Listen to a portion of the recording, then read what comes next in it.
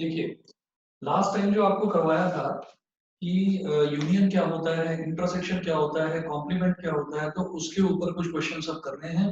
NCERT के page number 14 पर जो एग्जांपल नंबर 12 दे रखा है उसकी बात करता हूँ। ये है, let A is equal to 2468,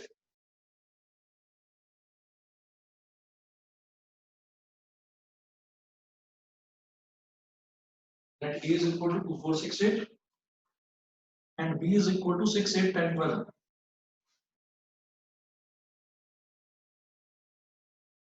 and b is equal to 6 8 10 12.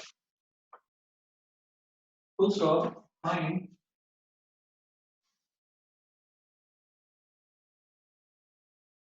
a union b. Find A union B. मुझे ए यूनियन बी बताना है इसमें।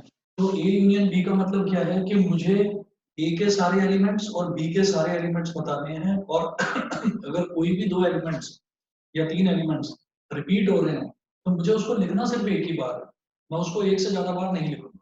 फॉर एग्जाम्पल, सबसे पहले मैं देखूंगा एलिमेंट 2। तो हम यहाँ पर ये कहेंगे इधर, जैसे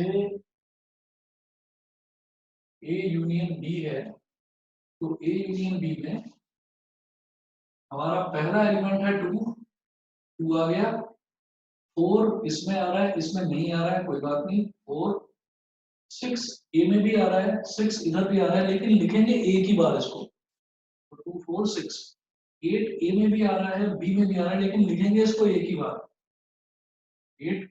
फिर 10 इसी में आ रहा है, कोई बात नहीं, लिखेंगे 10 और 12। तो ए यूनियन बी का मतलब क्या हो गया कि ए के और बी के सारे एलिमेंट्स का यूनियन कर दिया गया। सारे एलिमेंट्स, मतलब सारे ही एलिमेंट्स उसमें आ जाएंगे। और अगर कोई एलिमेंट्स रिपीट हो रहे हैं तो हम उन एलिमेंट्स को दो दो या तीन तीन बार नहीं लिखेंगे, हम उसको लिखेंगे सिर्फ एक ही बार। ठीक। अगला एग्जांपल देखते हैं, example number 13।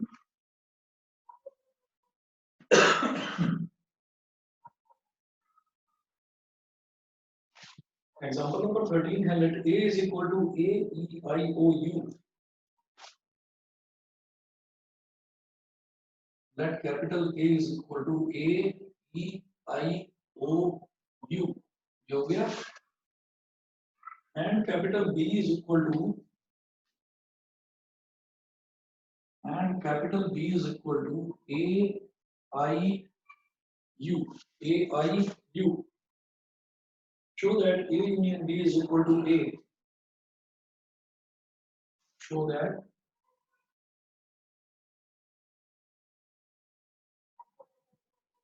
A union B is equal to A। ये चीज शो करनी है। तो इसमें जरा देखिएगा, मैं सबसे पहले A यूनियन B कैलकुलेट करूंगा।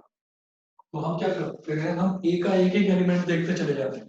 तो A का पहला एलिमेंट देखा A, यहाँ पर भी आ रहा है, यहाँ पर भी आ रहा है, लेकिन लिखेंगे सिर्फ एक बार। ये हो गया, ये हो गया, और ये हो गया। फिर अगला एलिमेंट देखेंगे E, सिर्फ यहीं पर आ रहा है, कोई बात नहीं, लिख लीजिए, हो गया। फिर आई, इधर भी आ रहा है और इधर भी आ रहा है, लेकिन लिखेंगे सिर्फ एक बार, आई और आई। ये भी हो गया।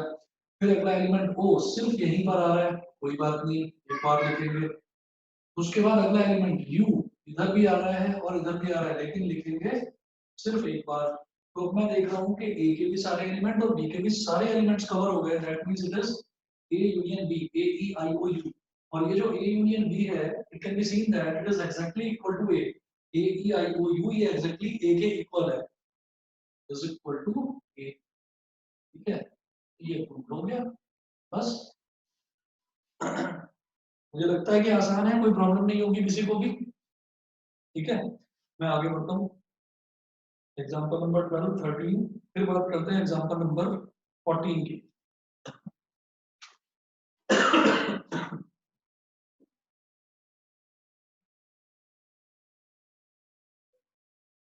Example number 14।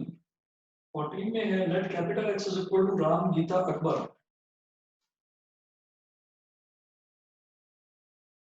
Late capital X is equal to Ram Geeta Akbar. ठीक है, be the set of students of class 11. Be the set of students of class 11. अच्छा, who are in school hockey team, comma, who are in school hockey team, who are in school hockey team. अब ये मैं आगे इधर note कर रहा हूँ, दिखाई दे रहा है ना सभी को नीचे तक का? Who are in school hockey team? Who are in school hockey team? Full stop. Let y is equal to Geeta, David, Ashok. Let y is equal to Geeta, David, Ashok. Geeta, David, Ashok. बेटा दिखाई दे रहा है जो मैंने ऊपर लिखा है सभी को? सभी को दिखाई दे रहा है ना? Yes, sir. ठीक है. Geeta, David, Ashok. Be the set of students from class 11. Be the set of students of class 11 who are in school football team. Who are in school football team.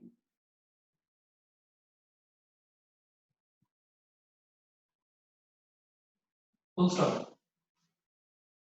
Find X union Y and interpret the set.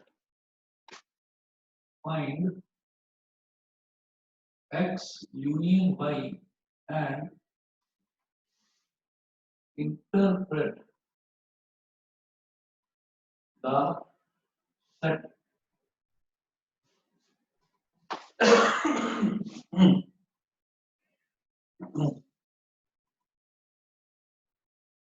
ठीक है, अब हमें क्या करना है कि x union y find out करना है और ये बताना है कि ये जो सेट है, इंटरप्रेट द सेट का मतलब ये है कि मुझे ये बताना है कि जो ये x यूनियन y सेट आया है ना, ये क्या रिप्रेजेंट करता है. ठीक है, तो इसमें हम ये कहेंगे x यूनियन y. तो पहले x को देखेंगे. x में क्या है? सबसे पहले राम. राम, गीता और अकबर. y में है गीता, डेविड और अशोक. तो राम जो है वो सिर्फ x सेट में है, तो मैं पहले राम को लिखूंगा. मैंने लिख दिया राम. ठीक है, यहाँ राम पर एक छोटा सा टिक लगा लीजिए. ये अपने लिए कर रहे हैं हम, जरूरी नहीं है. आप लोग सीधा कर सकते हैं तो सीधा कर लीजिए. फिर x का सेकंड एलिमेंट देखेंगे गीता. ये गीता है. और इधर देखेंगे, इधर भी एक बार गीता आ रहा है. तो गीता दो बार आ रही है लेकिन लिखेंगे एक ही बार. राम कॉमा गीता. फिर थर्ड जो है एलिमेंट वो क्या है? अकबर. अकबर यहाँ पर है लेकिन वहां पर नहीं है, एक बार आ रहा है लेकिन लिखेंगे. ये हो गया अकबर. ठीक है, अभी हमारा एक्स सेट तो कंप्लीट हो गया. वाई में अभी दो एलिमेंट्स बचे हुए हैं, तो सीधा सीधा लिख लीजिए डेविड और अशोक. डेविड और अशोक. ये तो हो गया एक्स यूनियन वाई. ठीक है, अब हमें एक चीज देखनी होती है, हमेशा याद रखना कि जब भी मैं यूनियन की बात करता हूं तो यूनियन का मतलब होता है और का मतलब होता है या. ठीक है, तो अब ये जो मैं बता रहा हूँ ये क्या है, बस एक लाइन लिख लीजिए पहले, फिर समझाता हूँ. इसमें लिखिएगा x union y is a set of group of students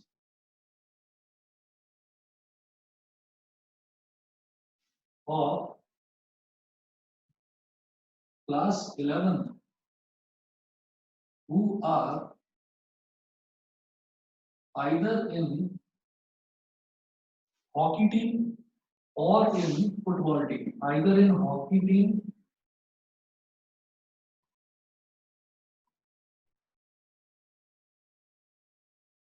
either in hockey team or in football team.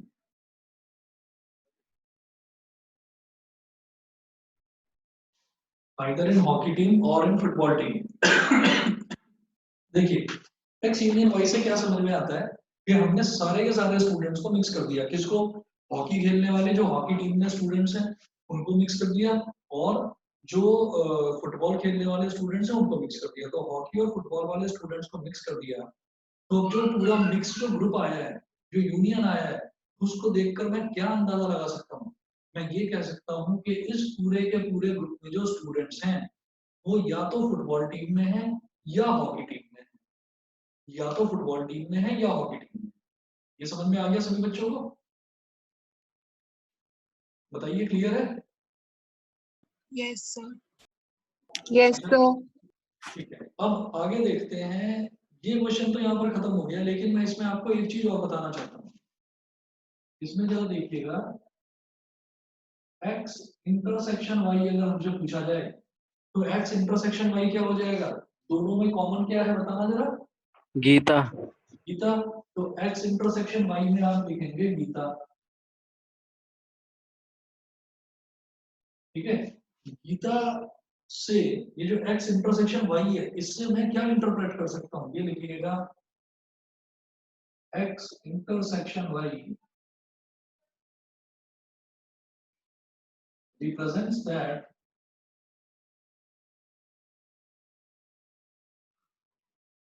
Gita is the only student who is in hockey and football team। यहाँ पर है एंड और यहाँ पर है और। ठीक है, तो इंटरसेक्शन से ये पता चलता है, याद रखिएगा, इंटरसेक्शन से हमको ये पता चलता है कि जैसे यहाँ पर गीता है, तो गीता के बारे में हमने ये देखकर बता दिया है कि गीता फुटबॉल टीम में भी है, गीता हॉकी टीम में भी है। एंड का मतलब क्या है? हॉकी एंड फुटबॉल टीम, मतलब वो हॉकी टीम में भी है, फुटबॉल टीम में भी है। तो जब दोनों कंडीशन सेटिस्फाई करनी होती है तब हम इंटरसेक्शन करते हैं। जब आइदर कोई दोनों में से कोई एक कंडीशन सेटिस्फाई करनी होती है तब मैं यूनियन लगाता हूँ। ये जो चीज आपको बता रहा हूँ, ये आपको जब मैं वर्ड प्रॉब्लम्स कराऊंगा इसकी सेट थ्योरी की, तब ये चीज काम आएगी। ठीक है, तो और थोड़ा बहुत ये प्रोबेबिलिटी में भी काम आएगा। तो आप बस नोट करके लिख लीजिएगा इस क्वेश्चन के बाद, नोट करके लिख लेना। और अगर कहीं पर है तो यूनियन करना होगा, और एंड अगर कहीं पर है, और ये और एंड सीधा सीधा नहीं लिखा होगा, कुछ कंडीशंस आप देखेंगे, कुछ स्टेटमेंट आप पढ़ेंगे, आपको समझ में आ जाएगा कि कहां पर हमसे और पूछा जा रहा है कि आइदर दिस और दिस, और कहां हमसे एंड पूछा जा रहा है कि ये भी हो और ये भी हो। तो ये हो गया बेटा इंटरसेक्शन।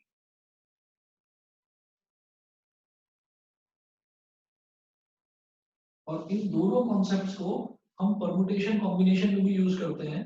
परमुटेशन और कॉम्बिनेशन में अगर और होता है तो हम एडिशन लगाते हैं, एंड होता है तो मल्टीप्लिकेशन लगाते हैं। ठीक है, वो आपको परमुटेशन में बताऊंगा, अभी उसकी जरूरत नहीं। ठीक है, अभी सिर्फ इतना समझिए। अगला करते हैं जी, एग्जाम्पल नंबर 15।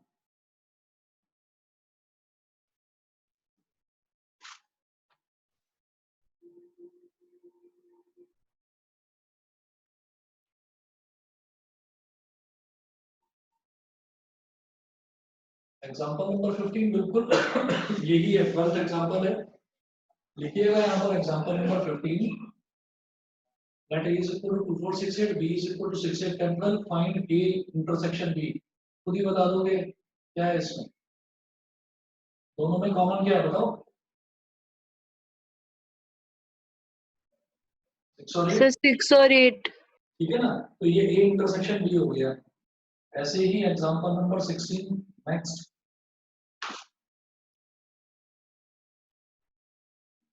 अब ये एग्जांपल नंबर 16 यही था कि एग्जांपल नंबर 14 का X इंटरसेक्शन Y पूछ रहे हैं, तो मैं नहीं करा रहा हूँ इसको। फिर हम कर रहे हैं एग्जांपल नंबर 17। 16 में छोड़ रहा हूँ क्योंकि 16 में इन्होंने लिखा हुआ है कि consider the sets capital X and capital Y of example 14 and find X intersection Y। वो हमने निकाल लिया है, तो इसलिए मैं एग्जांपल नंबर 16 छोड़ रहा हूँ, मैं सीधा 17 पर पहुंचता हूँ। एग्जांपल 17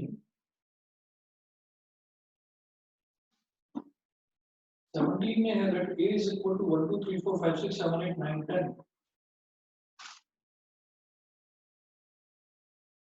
1 2 3 4 5 6 7 8 9 10 और B ये है 2 3 5 7 2 3 5 7। ये बोल रहे हैं कि find A intersection B and hence show that A intersection B is equal to B। Find A intersection B and hence show that A intersection B is equal to B।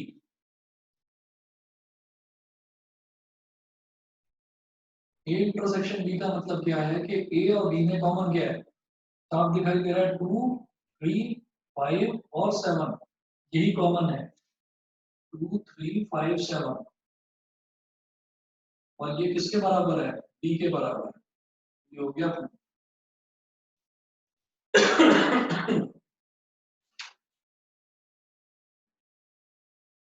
उसके बाद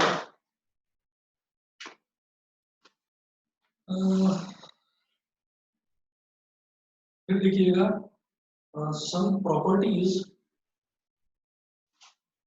of operation on sets। मैं ये वाला मिटा रहा हूँ।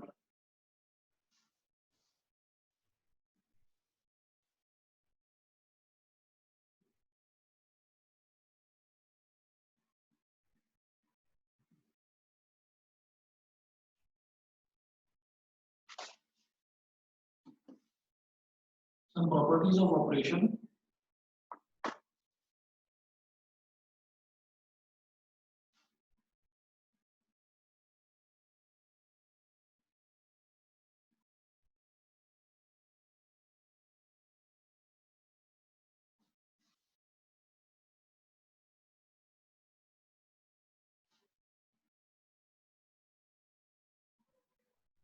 some properties of operation of intersection of intersection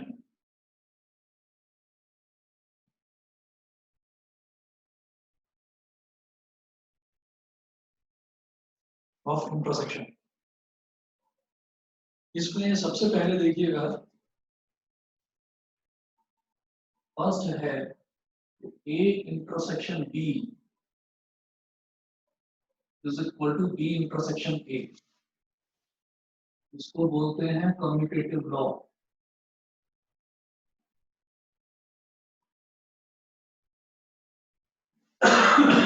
इसका मतलब क्या है कि अगर मान लीजिए A और B कोई दो सेट्स हैं और वो दो सेट्स के बीच में इंटरसेक्शन मतलब कुछ कॉमन है, तो अगर मैं B इंटरसेक्शन A निकालूंगा तो भी सेम चीज आएगी। ये तो सिंपल सा हमारा कम्यूटेटिव लॉ है। सेकंड देखेंगे कि A intersection B intersection C। Second है A intersection B।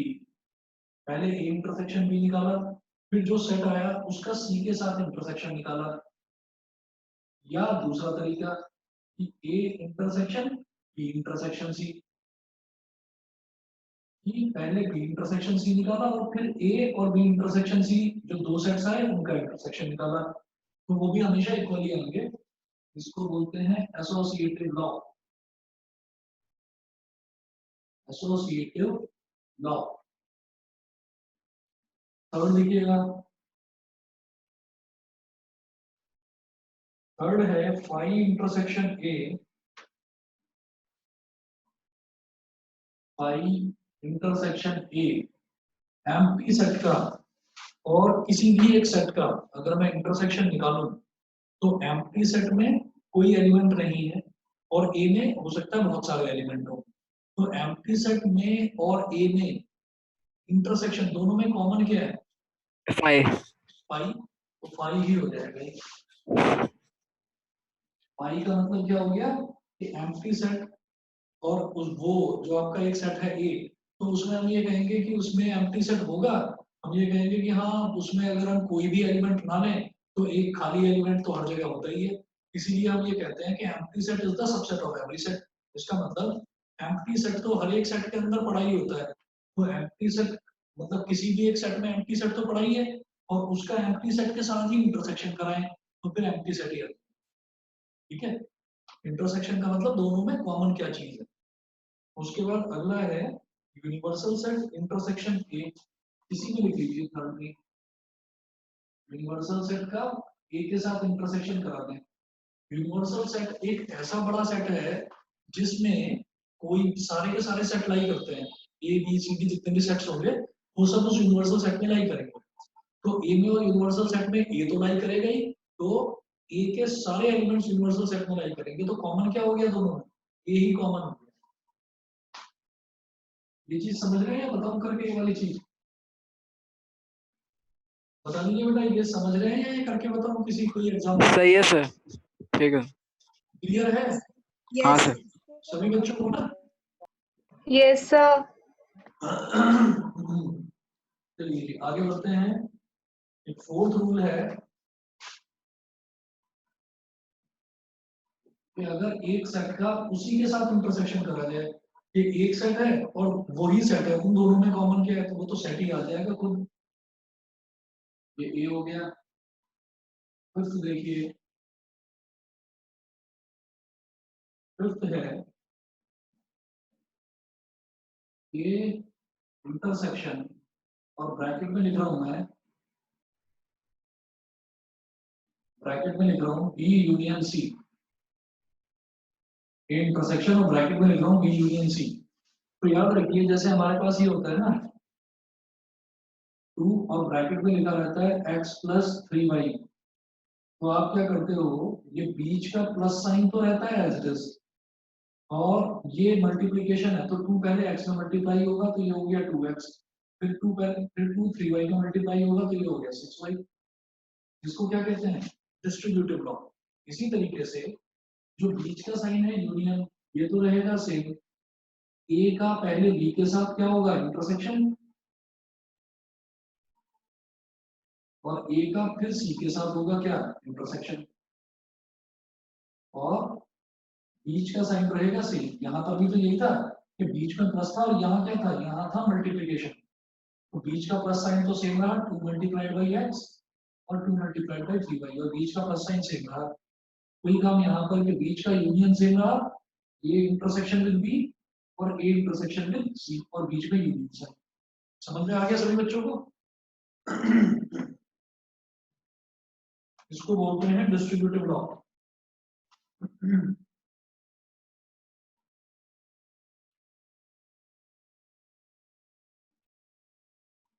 Distributive law, ठीक है।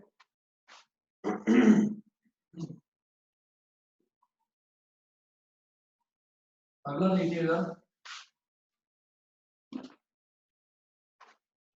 अगला है डिफरेंस ऑफ सेट्स।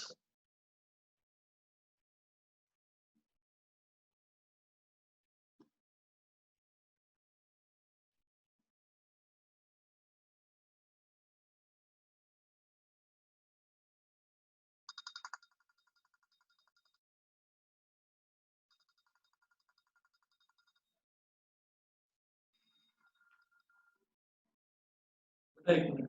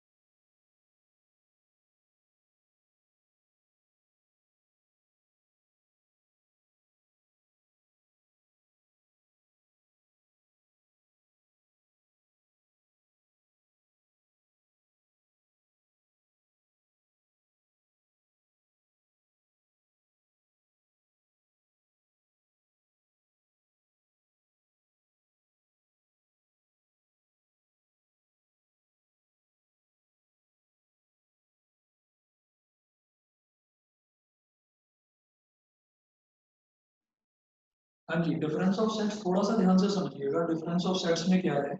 और मतलब इसमें ऐसा होता है कि अगर मान लीजिए मैं a माइनस बी कर रहा हूँ,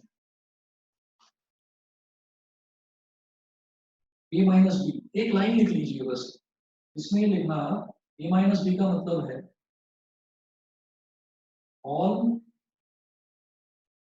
elements of a minus A intersection B. which are, हाँ ठीक है, which are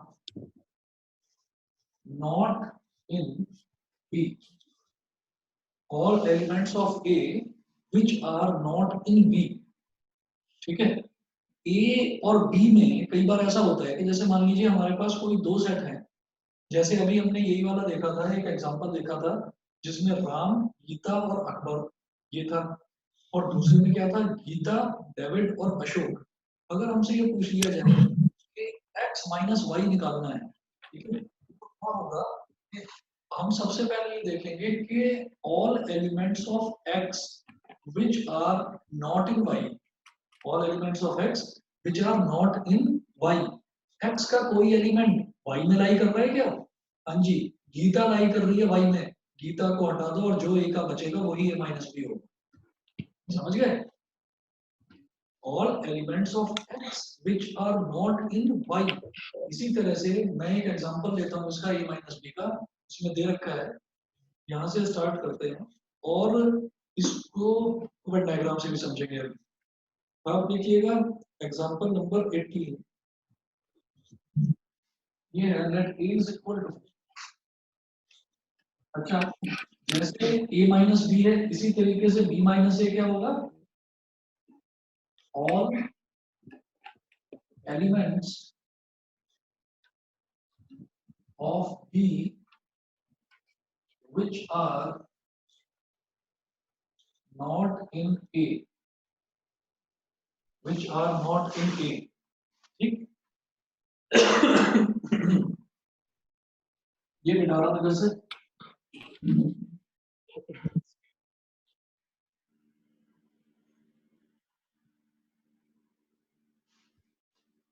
और एग्जांपल नंबर 18 देखिएगा,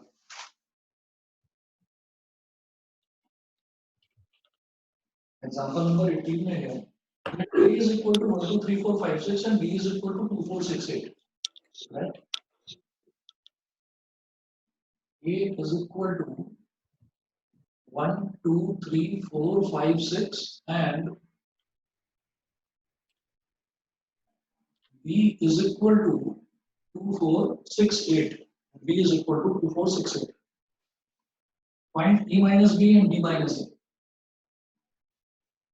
find a minus b and b minus a minus b and b minus a, ये फाइंड आउट करना है। तो अब जरा देखिएगा, अगर e minus B find out कर रहा हूं तो हम क्या करेंगे, all elements of a which are not in b, तो ये ऐसे हो गया a माइनस बी, a और b में कुछ कॉमन है ये बताइए, a और b में 2 4 6 तो 2 4 6 कॉमन आ रहा है, तो आप क्या करिए, all elements of A which are not in B, तो 1 बी में है नहीं है तो 1 लिख लीजिए यहाँ पर, 3 बी में है नहीं है तो 3 लिख लीजिए, 4 बी में है, हाँ 4 बी में है तो 4 नहीं लिखूंगा, 5 बी में है, 5 बी में नहीं है तो लिखेंगे, 6 बी में है, यस 6 बी में है, तो हमारे पास a माइनस बी ये आ गया, बताइए जी ठीक है, ठीक, Yes, ये sir. हो गया 135 a माइनस बी, ठीक। अच्छा कई बार ऐसा होता है कि पर्टिकुलरली जो डिफरेंस वाले क्वेश्चंस होते हैं इसमें कई बार गलती हो जाती है, वेन डायग्राम से अगर देखना है तो वेन डायग्राम से देख लीजिए,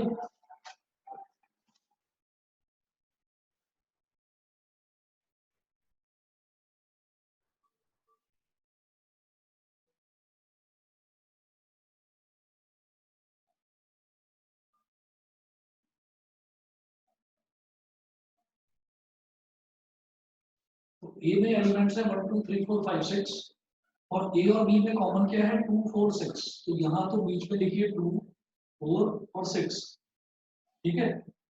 थोड़ा बड़ा लिख देता हूँ, दिखाई नहीं दे रहा होगा।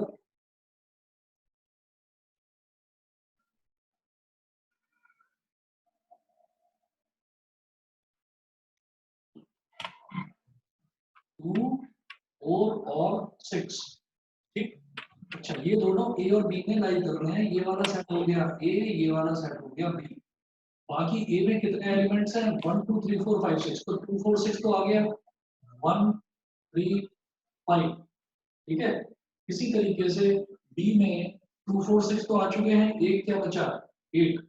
तो अगर वेन डायग्राम आप बना लेंगे तो वेन डायग्राम बनाते ही अपने आप क्लियर हो गया कि ए में से सिर्फ वो वाला पोर्शन हटा दीजिए जो ए और बी में कॉमन है, मतलब 2 4 6 हटा दीजिए, तो आपके पास क्या बचा ए माइनस बी का मतलब elements which are exclusively in A, उसमें से कॉमन वाले सारे एलिमेंट्स हटा दीजिए, तो ये आ जाएगा a माइनस बी 1 3 5। इसी तरीके से b माइनस से बता दो क्या होगा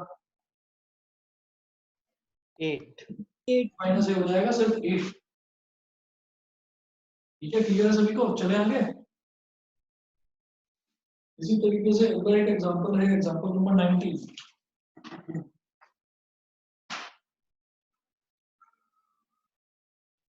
एग्जांपल नंबर 19 इधर बता रहा हूँ।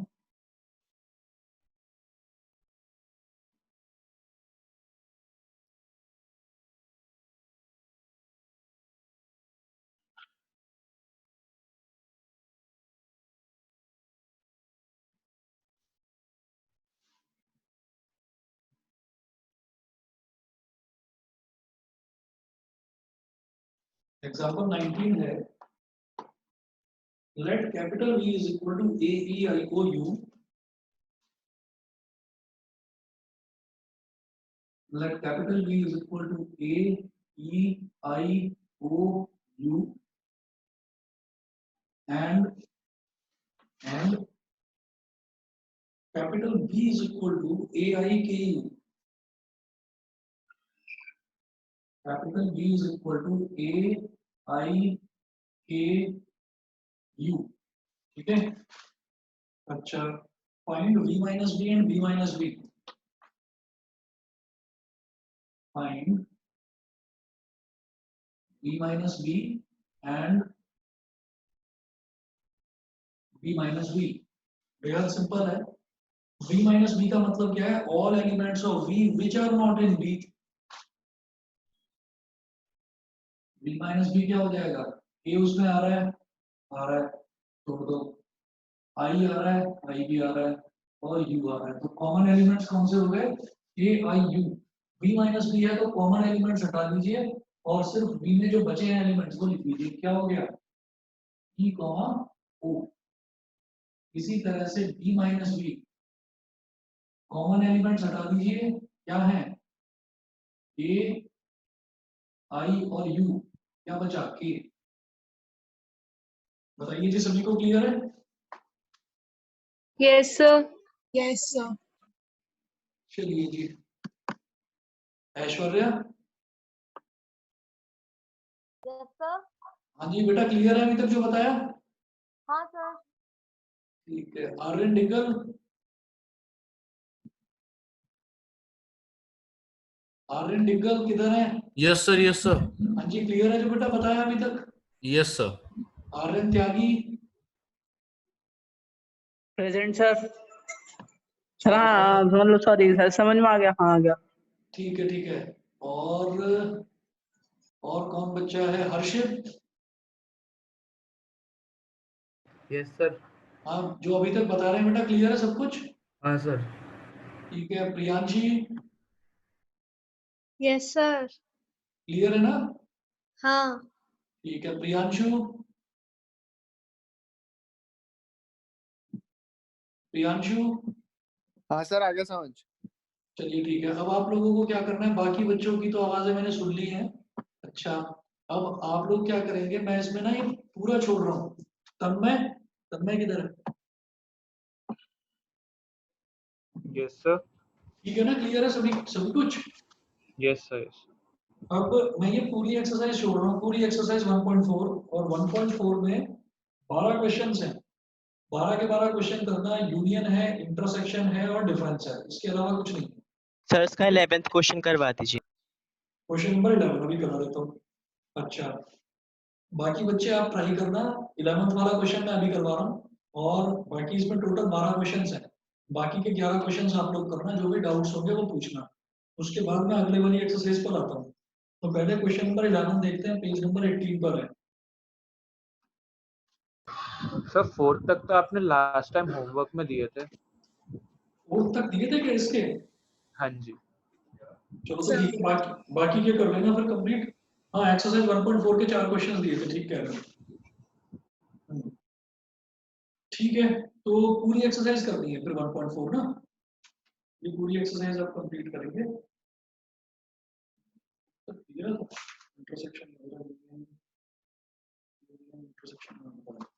चलिए ठीक है, इसको कंप्लीट कर लेना और मैं क्वेश्चन नंबर 11 बताता हूँ। पेज नंबर 18, एक्सरसाइज 1.4, इसका क्वेश्चन नंबर 11 है। क्वेश्चन नंबर 11 में है, if capital R is the set of real numbers, if capital R is the set of real numbers and capital Q is the set of rational numbers, and capital Q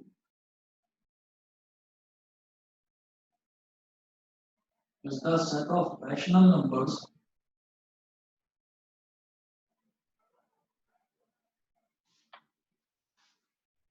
comma, then what is R minus Q?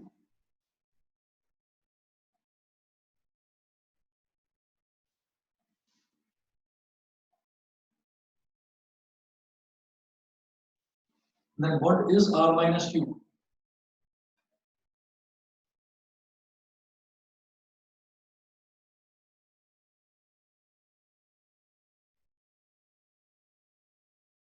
देखिएगा, अब मैं बात करता हूँ सबसे पहले, capital R is the set of real numbers, मैं real numbers की बात करता हूँ। तो रियल नंबर में क्या क्या आ जाएगा? All integers and rational numbers. ये बता दीजिए, ये क्लियर है कि नहीं? जो रियल नंबर है, रियल नंबर का मतलब क्या है कि दुनिया के सारे रियल नंबर आ गए इसमें, ठीक है। अभी एक अलग तरीके का, रियल का मतलब होता है असली और इमेजिनरी का मतलब होता है नकली, मतलब जो हमने इमेजिन कर रखा है वो।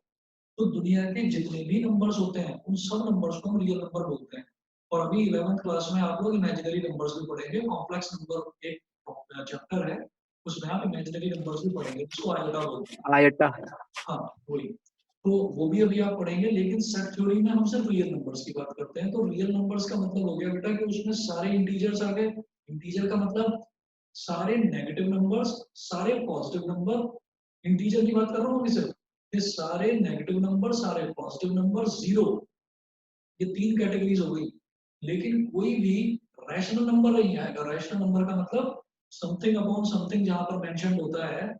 तो जब न्यूमरेटर अपॉन डिनोमिनेटर में हम रैशनल नंबर कोई भी लिखते हैं तो उसको मैं फ्रैक्शंस में भी लिख सकता हूँ। तो रियल नंबर का मतलब है कि दुनिया के सारे नंबर आ गए, उन सारे नंबर में इंटीजर, और इंटीजर के बीच वाले नंबर क्या हो गए, जैसे 1 और 2 के बीच वाले नंबर 1.1, 1.2, 1.3, 1.4, 1.5, 1.6, इस तरीके के सारे नंबर, ठीक, वो सब आ गए। तो रियल नंबर में क्या आएगा? इंटीजर्स और रैशनल नंबर्स। अब ये बताइए कि अगर मैं इंटीजर्स की बात करूं, मान लो 1 है, फिर 2 है, फिर 3 है, तो 1 2 3 4 5 6, ठीक।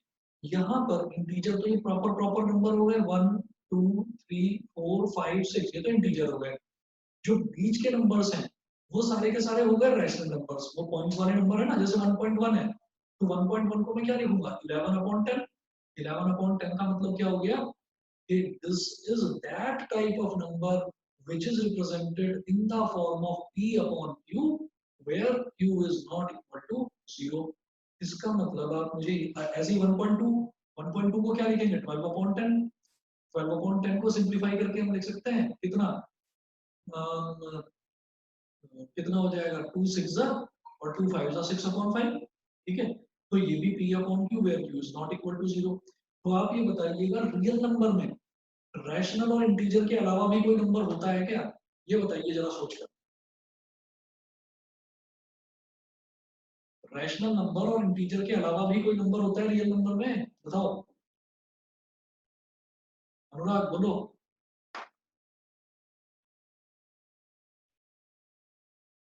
अरे तुम्हें Whole- सोचना पड़ रहा है बताओ ना whole number.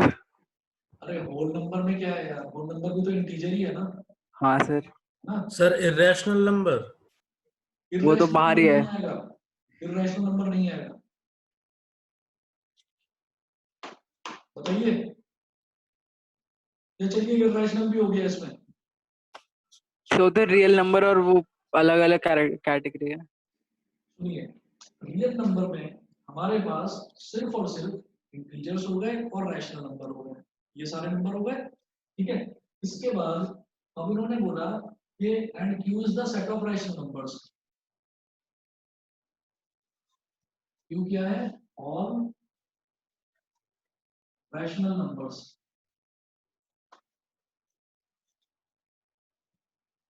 Are minus Q हो जाए क्या क्या आर माइनस क्यू क्या हो जाएगा बताइए जरा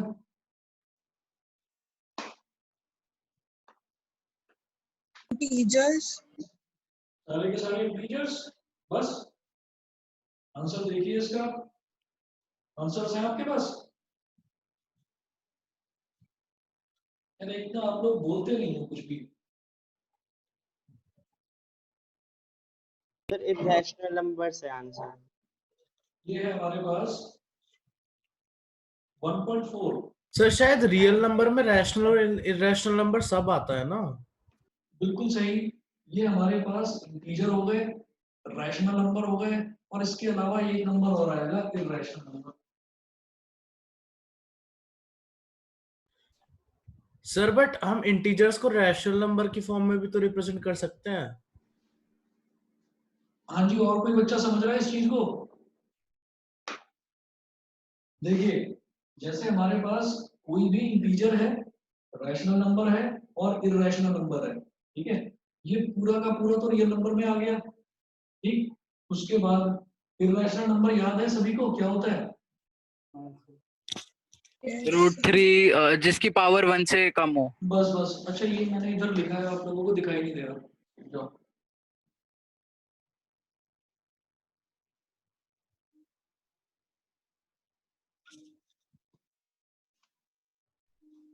rational and irrational numbers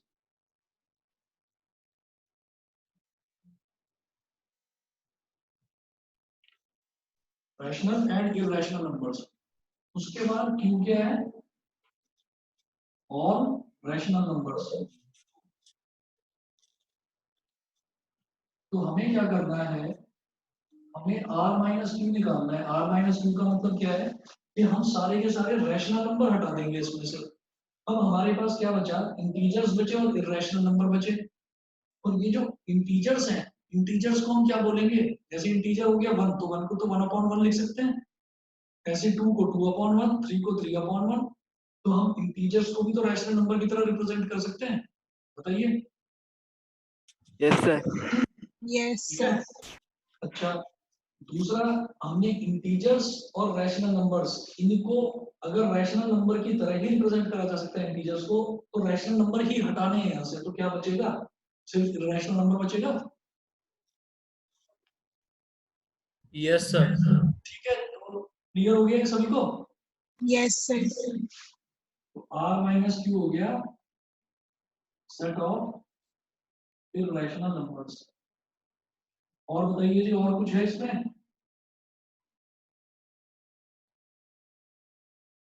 खैर आपने करा होगा अब बाकी के सभी बच्चे एक्सरसाइज 1.4 कंप्लीट कर लीजिएगा मैं अगला स्टार्ट करा रहा हूँ जो मैं लास्ट टाइम आपको कॉम्प्लीमेंट के बारे में बता चुका था वो एक बार दोबारा बताकर मैं एग्जांपल स्टार्ट करा रहा हूँ पेज नंबर 19 में एग्जांपल नंबर 20 है बेटा, ये वाला क्लियर है क्या? 11 बता दीजिए अनुराग।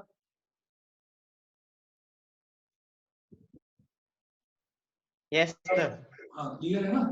चलिए मैं अगला करवा रहा हूँ, पेज नंबर 19 पर आइए।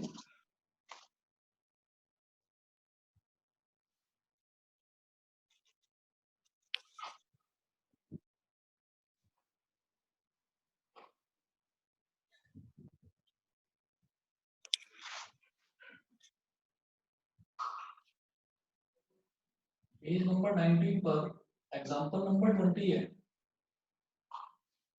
एग्जांपल नंबर 20 में दे रखा है let u is equal to 1 2 3 4 5 6 7 8 9 10 and a is equal to 1 3 5 7 9।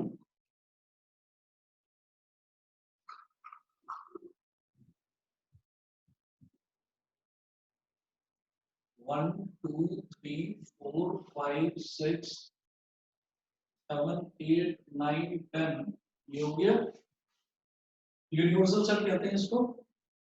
a is equal to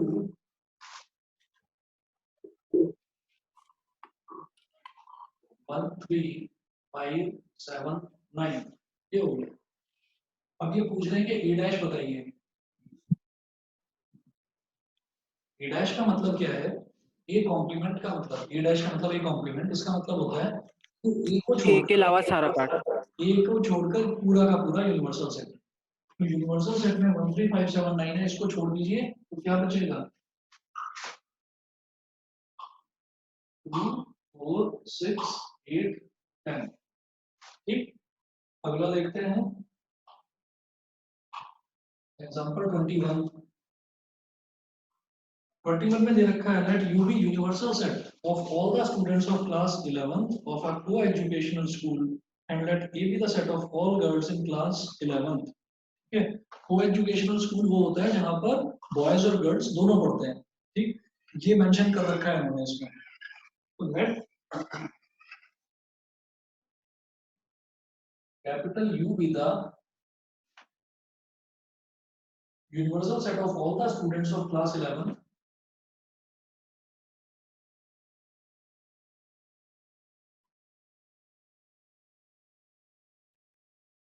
universal set of all the students of class 11 of a co-educational school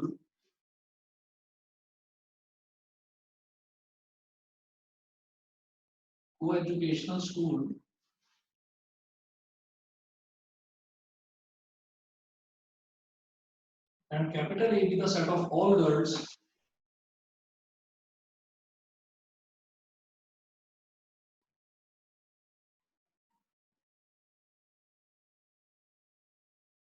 in class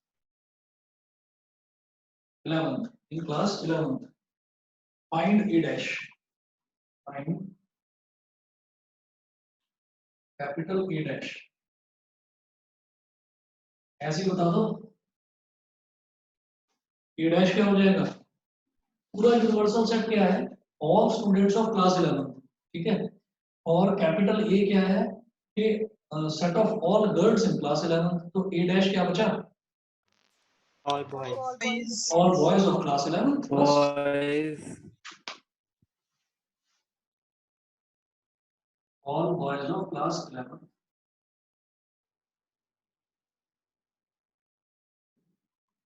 ठीक है, इसके बाद देखिएगा example number 22।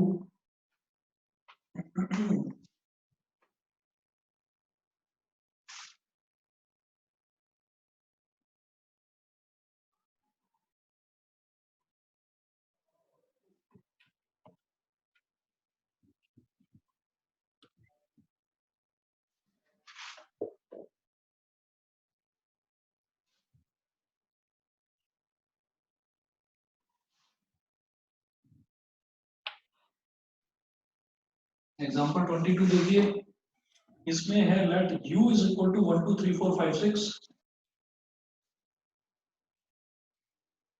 let u is equal to 1 2 3 4 5 6 comma capital A is equal to 2 3 capital A is equal to 2 3 and capital B is equal to 3 4 5 and capital B is equal to 3 4 5 ये हो गया ठीक है। अब ये पूछ रहे हैं कि पहले तो मुझे A डैश निकालना है इसमें क्या क्या पूछ रहे हैं वो सीधा मैं इसी में कर रहा हूँ। A डैश A के एलिमेंट्स को छोड़कर A को छोड़कर पूरा यूनिवर्सल सेट तो A में क्या है 2 3 2 3 को छोड़कर पूरा यूनिवर्सल सेट क्या हो गया 1 4 5 और 6 फिर ये पूछ रहे हैं B डैश निकालिए B डैश पूछ रहे हैं तो B को छोड़कर सारा कुछ B का क्या है 3 4 5 3 4 5 छोड़ दीजिए तो क्या बचा 1 2 6 ये हो गया A डैश और B डैश। अगला इन्होंने पूछा है A dash intersection B dash A dash intersection B dash ठीक है तो ये क्या हो जाएगा A dash intersection B dash का मतलब A डैश और B डैश में कॉमन क्या आ रहा है खुद बताइए 1 और 6 ये कॉमन आ रहा है मतलब ऐसा एलिमेंट जो A डैश में भी लाइक है B डैश में लाइक है ये हो गया A dash intersection B dash. अगला है A यूनियन B ऐसा एलिमेंट वो सारे एलिमेंट्स जो A में भी लाई करते हैं और B में भी लाई करते हैं और अगर कोई एलिमेंट रिपीट हो रहा है तो उसको हमें दो बार नहीं लिखना है एक ही बार लिखना है। तो पहले A का चेक करिए 2 तो 2 इसमें आता है इसमें लाई नहीं करता तो लिखिएगा 2 फिर अगला चेक करेंगे 3 यहाँ भी लाई करता है यहाँ भी लाई करता है तो सिर्फ एक बार लिखेंगे ये हो गया 3 फिर अगला एलिमेंट है 4 और 5 4 और 5 ये हो गया हमारे पास A यूनियन B ठीक है। चार चीजें तो ये पूछी गई थी उसके अलावा इन्होंने कहा है यहाँ पर hence show that to prove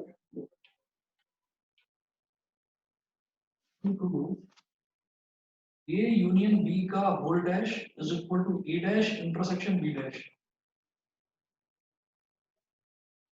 A union B का whole dash is equal to A dash intersection B dash ठीक।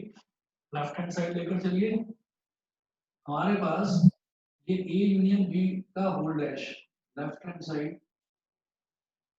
A यूनियन B का whole dash A union B मैं कैलकुलेट कर चुका हूँ 2 3 4 5 तो लिखिएगा कर्ली ब्रैकेट में 2 3 4 5 इसका पूरे का कॉम्प्लीमेंट पूरे का डैश मतलब हमें क्या करना है हमें 2 3 4 5 को छोड़ देना है 2 3 4 5 को छोड़कर जो भी बचेगा यूनिवर्सल सेट का वो लिख दो यूनिवर्सल सेट में क्या बचा 2 3 4 5 को छोड़कर 1 और 6 ये आ गया 1 और 6 ठीक 1 और 6 किसके बराबर है A dash intersection B dash is equal to A dash intersection B dash is equal to LHS proof बताइए जी क्लियर है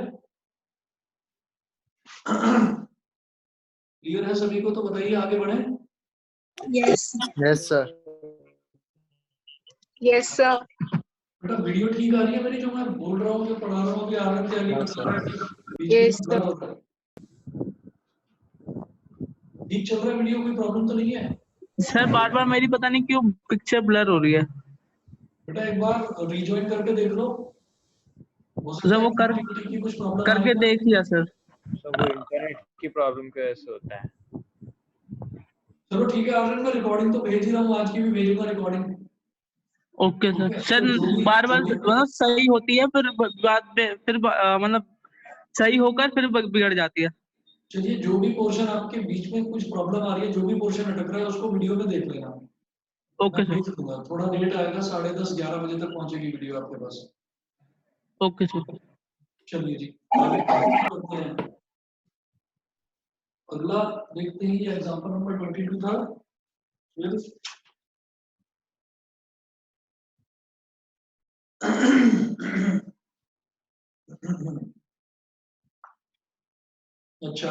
अब ये प्रॉपर्टीज लिख लीजिए कॉम्प्लीमेंट की, 2-3 प्रॉपर्टीज हैं बस।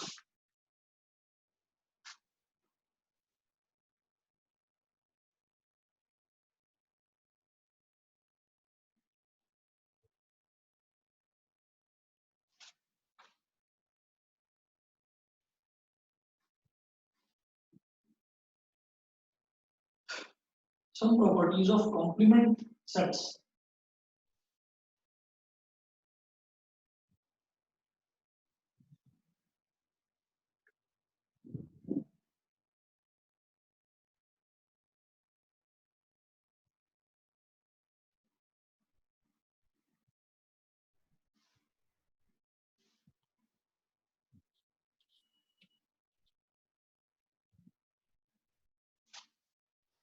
Some properties of complement sets.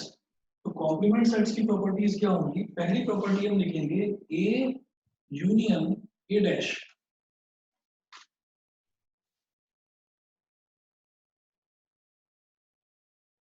A union A dash is equal to universal set.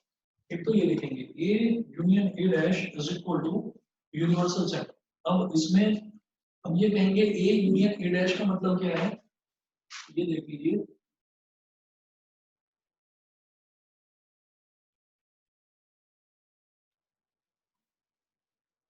ये हो गया सेट ए, ये हो गया यूनिवर्सल सेट। तो ए सेट क्या हो गया? ये अंदर वाला। ये सेट क्या हो गया? अंदर वाला। और ए डैश क्या हो गया? ए डैश क्या हो गया? ए को छोड़कर बाकी सारा कुछ।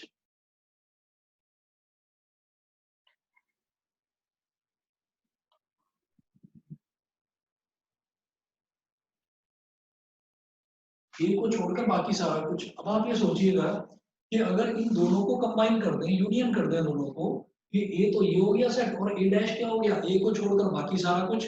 बाकी सारा कुछ क्या? बाकी सारा यूनिवर्सल सेट। तो अगर इन दोनों को हम कंबाइन कर देंगे तो पूरा का पूरा यूनिवर्सल सेट नहीं आ जाएगा? तो ये पूरा जब ए और ए डैश का दोनों का हम ये कर देते हैं यूनियन, कंबाइन कर देते हैं, तो पूरा यूनिवर्सल सेट आ जाता है। बताइए क्लियर है ये प्रॉपर्टी पहली वाली?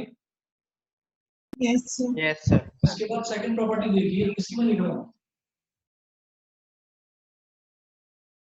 बल्कि फर्स्ट प्रॉपर्टी में ही है दोनों चीजें। लिख लीजिए यहाँ पर सेकंड पार्ट है इसका। सेकंड पार्ट लिखिएगा A intersection A dash. A intersection A dash. बताइए ए में और ए डैश में कॉमन क्या आएगा? ए और ए डैश में कॉमन क्या आएगा? कुछ है दोनों में कॉमन? ए क्या है? ए तो ये अंदर वाला सेट। और ए डैश क्या है? ए को छोड़कर बाकी सारा कुछ। तो दोनों में कुछ भी कॉमन नहीं है। जब दोनों में कुछ भी कॉमन नहीं है तो हम कहेंगे it will B an empty set. तो ये एम्प्टी सेट हो जाएगा 5। ठीक है। इसके बाद थर्ड होता है डी मॉर्गन्स लॉ।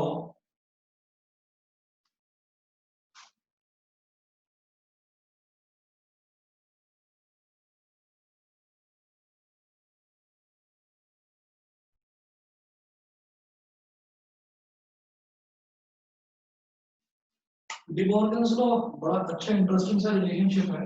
आप ये देखिएगा, डी मॉर्गन्स लॉ ये होता है कि अगर मेरे पास कोई दो सेट है, उन दोनों का अगर मैंने यूनियन करके जो रिजल्ट आया उसका कॉम्प्लीमेंट कर दिया, मतलब ऐसे ए यूनियन बी का अगर होल कॉम्प्लीमेंट कर दिया तो ये हो जाएगा, इसमें बोलते हैं कि ये वाला जो साइन है ना, इस साइन को डिस्ट्रीब्यूट कर देते हैं। हम ये कहते हैं कि ये वाला जो साइन है, कॉम्प्लीमेंट वाला sign, distribute the complement sign and change the middle sign. दोबारा बोल रहा हूँ, distribute the complement sign and change the middle sign. मतलब ये वाला जो कॉम्प्लीमेंट वाला साइन है इसको तो डिस्ट्रीब्यूट कर दो कि ए का कॉम्प्लीमेंट और बी का कॉम्प्लीमेंट, और बीच का जो साइन है इसको चेंज कर दो। ये यूनियन है, इसका इंटरसेक्शन बना। डिमॉर्गन्स लॉ को बोलते हैं distribute the complement sign and change the middle sign, बीच के साइन को आप चेंज कर दीजिए। अगर मैं इसका उल्टा लूं, एक तो ये हो गया, अगर मैं इसका उल्टा लेकर चलूं, ये ए इंटरसेक्शन बी का होल कॉम्प्लीमेंट, तो यहाँ पर भी क्या हो जाएगा, ए कॉम्प्लीमेंट बी कॉम्प्लीमेंट, और यहाँ इंटरसेक्शन था तो इसका बन जाएगा union, B complement intersection B complement. समझ गए? सभी को क्लियर हो गया? हाँ, अरे बताओ। सर वो समझ में नहीं आया सर, वो साइन वाला। इसमें क्या करते हैं, ये जो कॉम्प्लीमेंट वाला साइन है इसको डिस्ट्रीब्यूट कर देते हैं कि इसको यहाँ पर भी लगा दो और यहाँ पर भी लगा दो, तो ए डैश बी डैश और बीच में यूनियन था इसको पलट दो, इसको कर देते हैं हम इंटरसेक्शन। ऐसे ही अगर दोनों का इंटरसेक्शन निकालकर पहले और फिर होल कॉम्प्लीमेंट करें, तो ये कॉम्प्लीमेंट वाला साइन तो डिस्ट्रीब्यूट हो जाता है कि ए डैश बी डैश और ये इंटरसेक्शन का पलटकर बीच में बन जाता है यूनियन, ये होता है। ओके सर, समझ में आ गया। और ये चीज हम अभी अभी इससे पहले वाले एग्जांपल में देख चुके हैं, आप ये देख लो, यहाँ पर हमने यही देखा था, हमने ये प्रूव करा था कि ए यूनियन बी का whole complement is equal to A complement intersection B complement, यही चीज प्रूव करी थी अभी। ठीक, तो ये इसकी एक प्रॉपर्टी भी होती है, इसको डिमॉर्गन्स लॉ बोलते हैं। इसके बाद अगला देखिएगा, फर्स्ट सेकंड थर्ड फोर्थ लिखिएगा, ए कॉम्प्लीमेंट, अगर ए कॉम्प्लीमेंट है और उसका भी मैं कॉम्प्लीमेंट निकालूं तो वो ए के ही बराबर आ जाता है। ठीक, ये तो फोर्थ हो गया। और दूसरा आखिरी देख लीजिए प्रॉपर्टी इसकी, एम्प्टी सेट का अगर कॉम्प्लीमेंट ले लें, कि एम्प्टी सेट का कॉम्प्लीमेंट क्या होगा, एम्प्टी का उल्टा क्या होगा, पूरा भरा हुआ, पूरा भरा हुआ मतलब यूनिवर्सल सेट। एम्प्टी सेट का कॉम्प्लीमेंट लेंगे तो ये यूनिवर्सल सेट आ जाएगा, या यूनिवर्सल सेट का कॉम्प्लीमेंट लेंगे तो ये एम्प्टी सेट आ जाएगा। ठीक, अच्छा, ये करने के बाद में अब मैं एक काम करता हूँ, ये एक्सरसाइज 1.5 ये भी आप लोग करना। इस एक्सरसाइज 1.5 के क्वेश्चन से स्टार्ट करते हैं डिक्रीजिंग ऑर्डर में। तो पहले क्वेश्चन नंबर 7 देख लेते हैं, क्योंकि शुरुआत के आसान है, आप लोग कर सकते हैं, कोई प्रॉब्लम आएगी नहीं। 1.4 तो आपको कंप्लीट करनी है, और ये जो 1.5 है, 1.5 के क्वेश्चन मैं पीछे से कराने शुरू कर रहा हूँ। तो सबसे पहले देखिए, इसमें क्वेश्चन नंबर 7 है, और प्रैक्टिकल प्रॉब्लम्स जो अगला टॉपिक है प्रैक्टिकल प्रॉब्लम्स, ये आपको नेक्स्ट क्लास में कराऊंगा। ठीक है, चलिए हम देखते हैं 1.5 का क्वेश्चन नंबर 7, 7 ही क्वेश्चन है इसमें।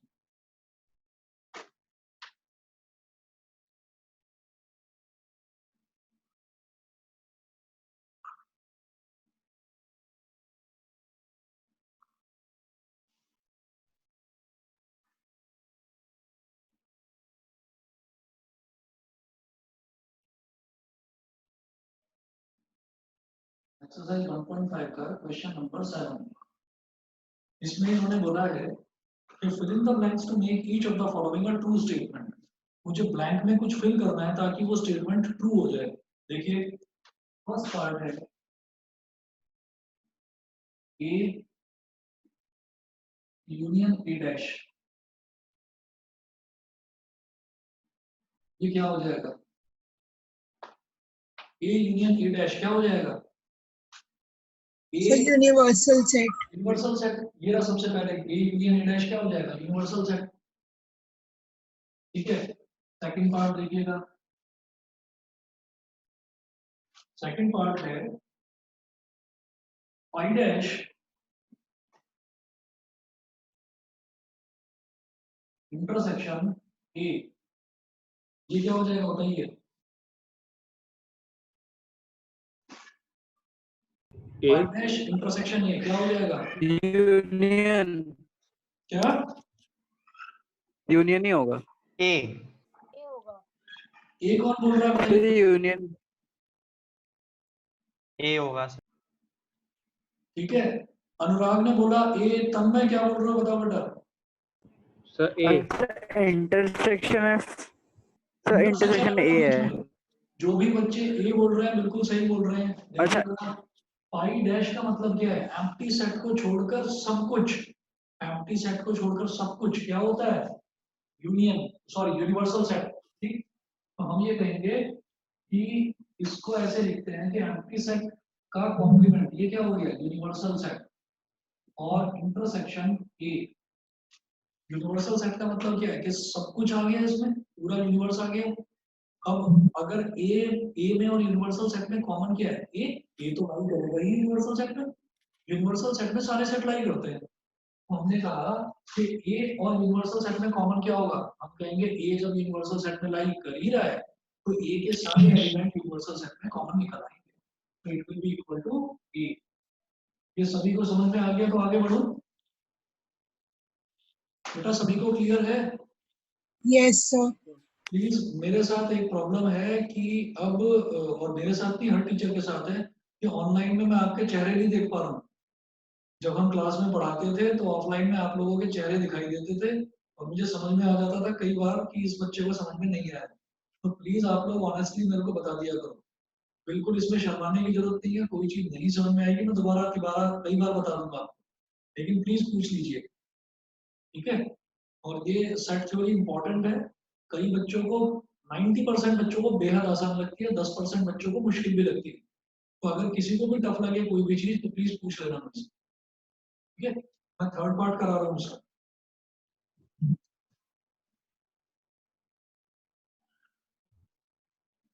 थर्ड पार्ट में है ए इंटरसेक्शन ए डैश, बताइए क्या होगा? 5 क्या होगा? 5. 5 ठीक है, मतलब समझ रहे हैं आप लोग, बहुत बढ़िया। ये ए में और ए डैश में कॉमन क्या आएगा? कुछ भी नहीं, क्योंकि ए के अलावा सब कुछ क्या होगा? ए डैश। इसका मतलब ए तो नहीं है ना ए डैश में, तो ए और ए डैश में कुछ भी कॉमन नहीं है, इसका मतलब five. Fourth part, universal set का डैश इंटरसेक्शन ए, ये बताइए क्या होगा? ये भी 5 होगा, क्या होगा ये? 5 होगा। फाइव होगा। देखिए कैसे, यूनिवर्सल सेट का कॉम्प्लीमेंट, यू का कॉम्प्लीमेंट क्या होता है? फाइव।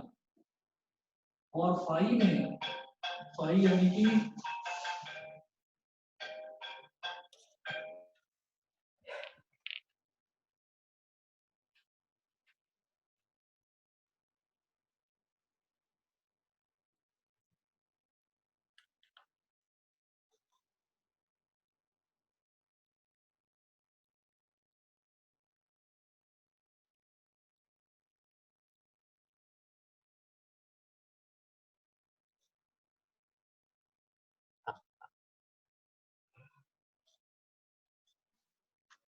हाँ जी, ये लास्ट वाला आ गया समझ में?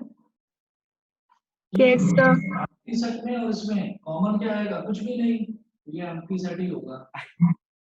ठीक, अब आप लोगों के लिए होमवर्क कोई बहुत ज्यादा मुश्किल नहीं है।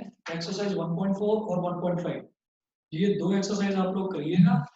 उसके बाद प्रैक्टिकल प्रॉब्लम्स करेंगे, यूनियन और इंटरसेक्शन वाला।